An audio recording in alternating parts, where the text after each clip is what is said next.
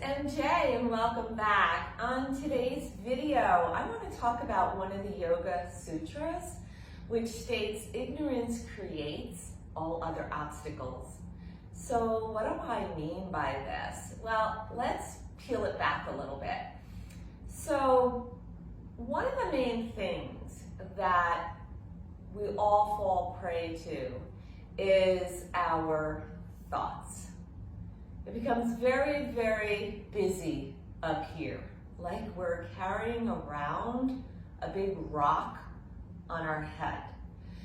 So maybe think about the thoughts as being weeds. If you've ever had a garden, you have to tend to it, right? You need healthy soil, you need to mulch it, you need to fertilize, you want to plant those seeds in a really fertile bed. You may have to rake it a bit. You definitely have to pluck out the weeds, right? Otherwise they choke the roots of the plants that you're trying to grow. So if you think of your mind as a garden as well, all the thoughts that we generate constantly are like weeds. And those weeds can choke our aspirations, our goals, our motivations, and more importantly, it can take us out of the present moment, whereby we don't even know what's going on from moment to moment because we're so caught up here. And that's what creates the ignorance, so to speak, and the obstacles which cause the suffering, because we get really trapped in the drama that's going on in the mind. So what can we do about that? Well, one of the things is to think of your mind as a movie. And all these thoughts coming in are different scenes. So can you become a witness to the movie reel in your head? Just doing that, becoming aware of these reels in your head, is going to bring awareness, because you're going to stop and say, oh, yeah, that's a really weird thought, or why am I thinking of this? So once you draw the attention to it, you can begin to weed it out, pluck the weed. So that will bring about clarity.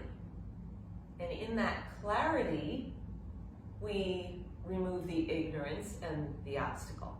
Now, easier said than done, right?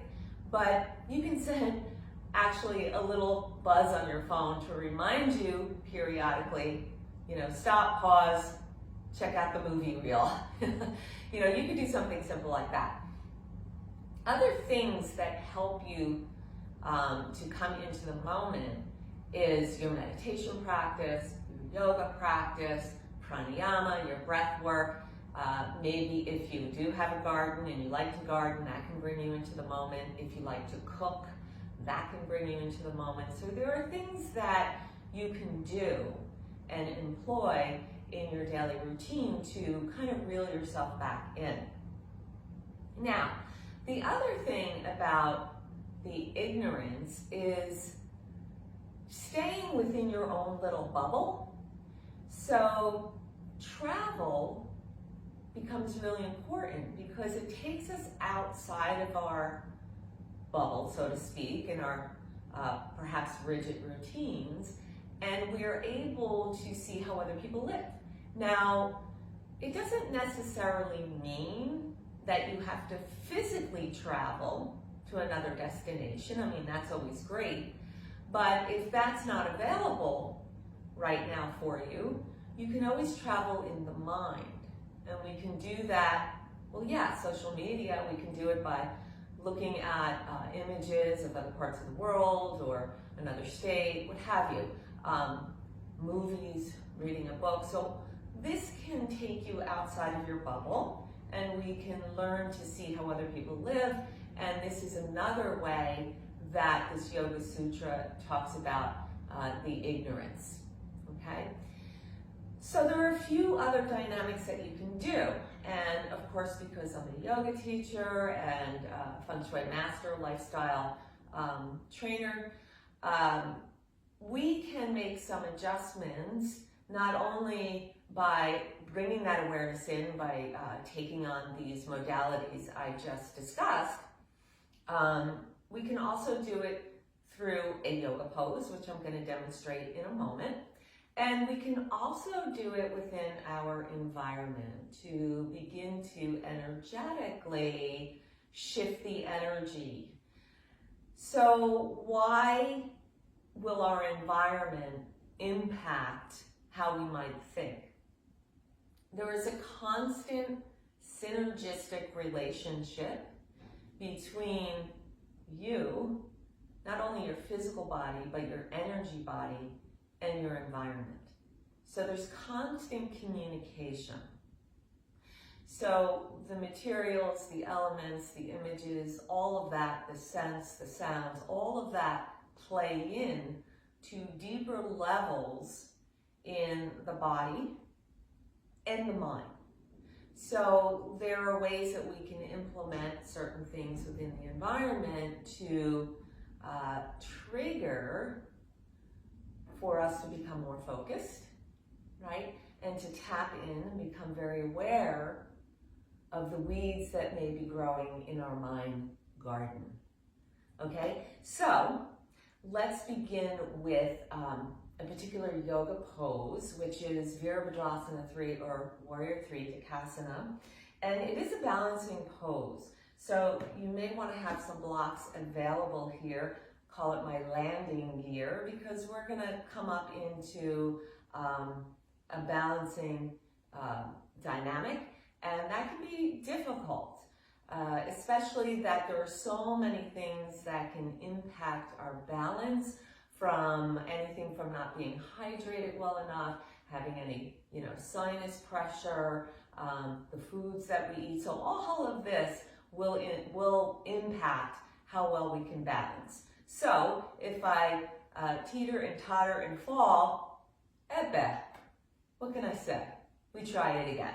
Okay, so make sure you have your yoga mat, right? And you can come and stand. Just want to move my legs a little bit from sitting in Sukhasana here. You can stand in the center of your mat. Have your blocks in the front of the mat as your landing gear. We can use that. And you can tip those blocks up to any height. So they can be at the lowest height. You can tip them up to a medium height, or all the way up to the highest level. So it's up to you. It really doesn't matter. I'll just keep them here at a medium height. So in the middle of the mat here, you can go ahead and step forward with the right foot. We'll start with that one.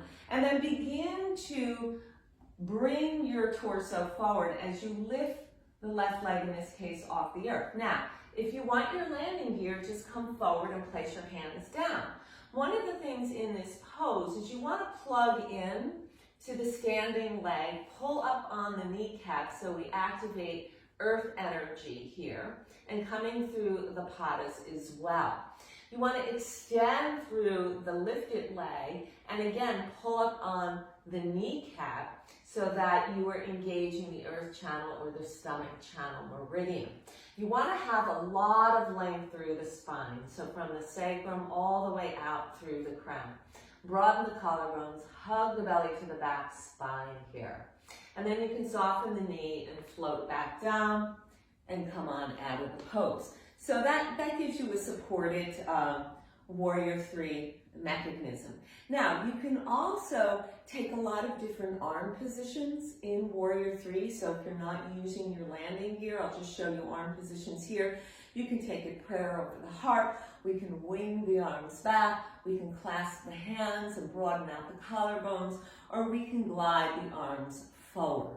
So there's a lot of options to play with in this pose. So once again, you can step forward here. Keep softness in the knee here. We don't want to lock it out. You can begin to lift up off the earth. You can come into the prayer hands here. You can wing it back. You can clasp the hands, or you can bring the arms forward. You can soften, come back out, and there you have the pose. So you want to make sure you hydrate too, and maybe warm up a little bit before taking that pose. Obviously, you take it on the other side. So why am I doing airplane pose? Well, if we think of, first of all, the travel aspect, right? So we're getting on a plane and we are taking off and we are traveling. Now, one of the things with this pose in my mastermind system that works with sacred geometry and many layers of working with the mind to co-create your world, so to speak, your life patterns. It works with a 12-sided sacred form. So think about the 12 gates of heaven opening up around you in this pose. And so you can have the opportunity to move through any of those 12 gates. So that's up to you. And you can designate 12 different areas for it, or you can actually fly out beyond the earth and into the cosmos, right? So that's the beauty of the pose. So that expands the mind to take you out of your little bubble. The other thing in this pose, because one leg is grounded into the earth and the other leg is moving out into the atmosphere, is it keeps you in both planes, not only the earthly but the heavenly plane. So it keeps you grounded. And because it's a balancing pose, we have to be able to clear the mind so we can balance. If the mind is filled with those weeds, right, that clutter, it becomes very difficult to balance. So Warrior 3, Virabhadrasana 3, Dakasana, is going to help you stay centered, balanced, clear the chaos up here, right, while also moving out of your bubble. So that's a great way to utilize that. Now, I also mentioned that we can work with the dynamic of your environment.